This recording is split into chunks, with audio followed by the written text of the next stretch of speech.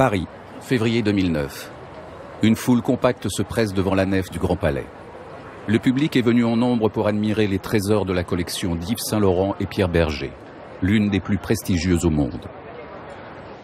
Dans quelques jours, ces joyaux seront vendus aux enchères chez Christie's. Des dizaines de chefs-d'œuvre s'apprêtent à être dispersés.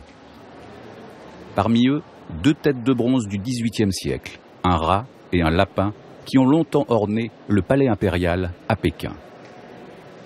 Leur mise en vente provoque un tollé en Chine.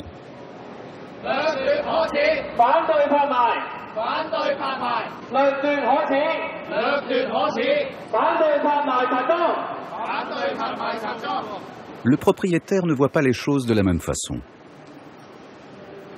Ces têtes chinoises qui viennent du palais d'été, je les ai achetées chez un grand marchand chez lequel Yves Saint-Laurent et moi nous avions l'habitude très fréquente d'aller et d'acheter. Sauf que ces 2 têtes proviennent d'un vol qui remonte au XIXe siècle.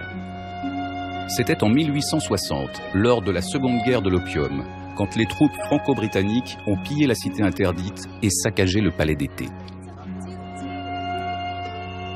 Aujourd'hui encore, ce pillage reste pour les Chinois un traumatisme profond.